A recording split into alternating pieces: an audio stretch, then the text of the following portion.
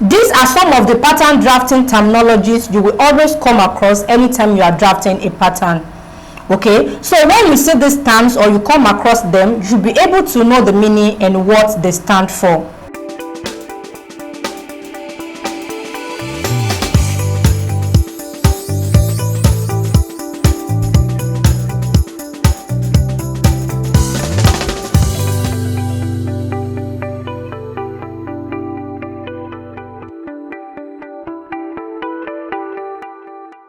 The first one I have with me is the center front, and the abbreviation is CF. So anytime you come across CF, that means the center front. The center front means the center of your pattern. So that is the part you start taking all your horizontal measurements.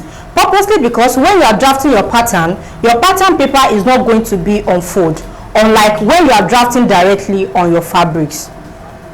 So the point where you start taking all the horizontal measurements is known as the center front. For instance, this is a bodice pattern that I have here. So this is a bodice pattern with a batwing sleeve. So this part is the sleeve, while this part is the bodice. So as you can see, this is not the full front bodice. So this is half of the front bodice, okay? And this side, which is the straight side I have here, is the center front.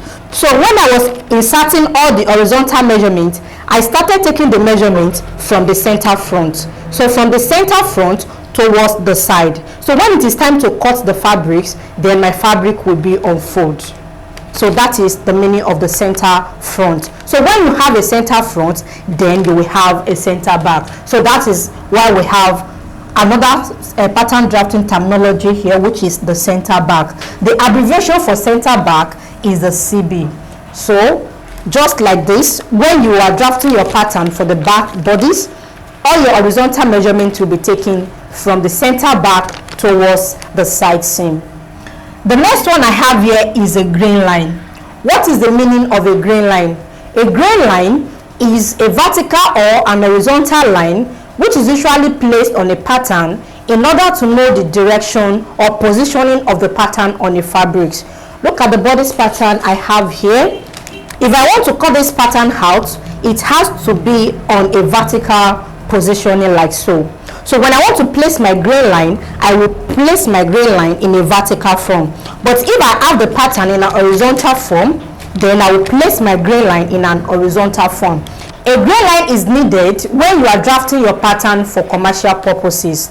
But if you are drafting your pattern for yourself, it is not really needed.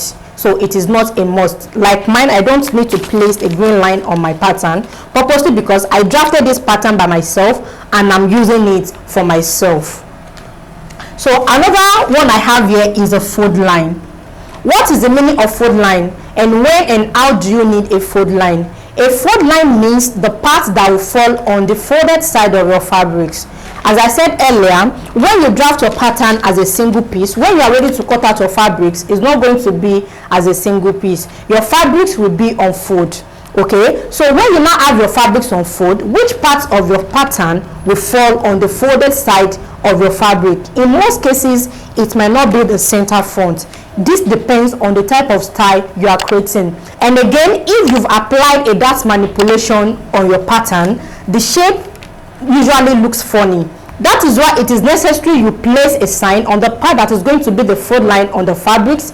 This is also needed if you are drafting the pattern for someone else or for commercial purposes. When the seamstress sees the pattern, he or she will know that this part is going to be on the fold line of the fabric. So the folded part of your fabrics is called the fold line, and you have to place that point on your pattern as well. The next pattern drafting terms I have with me here is the apex. There's no way we will mention apex without mentioning its partner, which is the boss pan. What is the meaning of boss pan and what is the meaning of apex? What is the relationship between the apex and the boss pan? The boss pan is the measurement taken from one nipple to another. For instance, this is the nipple of the mannequin and this is the other nipple. So when I take the measurements of the nipple from one nipple to another, so that is the boss pan measurement. Okay, so now on this nipple, when I'm plotting my dart, I will insert half of the bust span measurement on the bust level.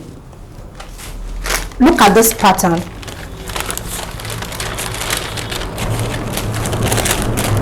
This is the chest level. This line is the chest level, while this line is the bust level. This line is the empire level, and the pattern stops on the waist level.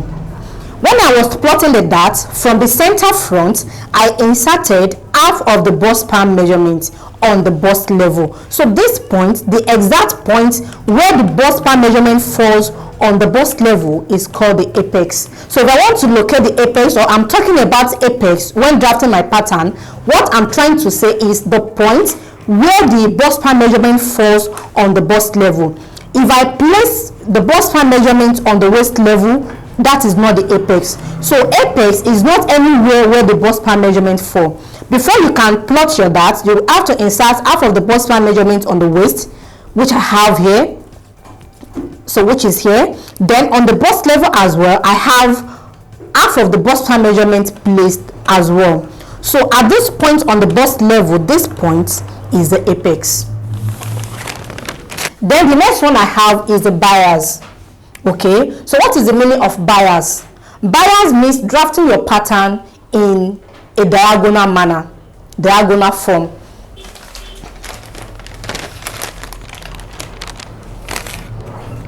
I have this on a vertical form. If I want to cut out my pattern, and on the pattern I was told to cut on bias, it means when I'm ready to cut my pattern, this center front is not going to fall on the fold line of my fabrics. So which means I will position my pattern in a diagonal form. So that is the meaning of bias. If I was instructed to cut this on a bias, my pattern is not going to be standing vertically, but it's going to bend diagonally like this.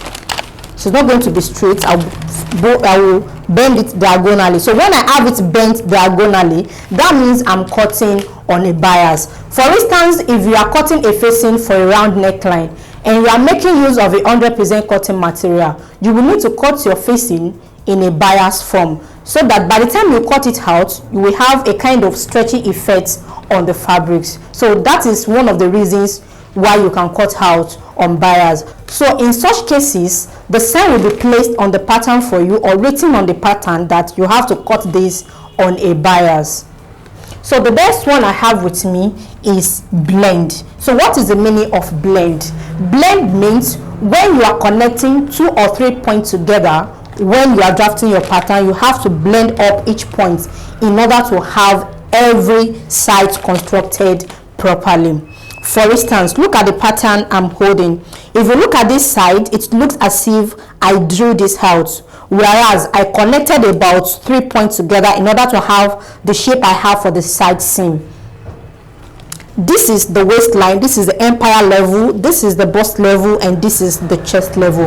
On all this level, different measurements were inserted on these lines. Okay, so after inserting all the measurements, I need to connect the point together by the side in order to have a smooth and good looking side seam. Okay, the side seam is the side of your pattern. So that is another part of the terms used in pattern drafting. So when you are connecting the 2 points together or 3 points together, you have to blend each point up properly so that you will not have any sharp points. So that is the meaning of blend. Another way in which you can come across blend, or when it is needed in pattern drafting, is when you are applying a dart manipulation on your pattern. Anytime you slash and spread your pattern, slash and spread is one method of dart manipulation.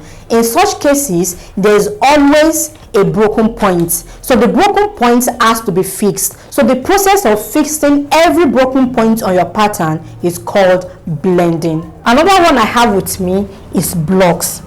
In pattern drafting making, we have different types of blocks. We have the bodice blocks, we have the skirt block, we have the trouser block, and we have the sleeve block. A block is just like a foundation used in creating a sloper.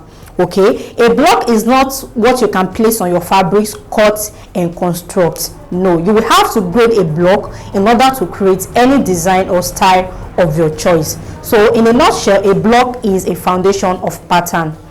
So after grading your blocks to your desired style, then it is called a sloper.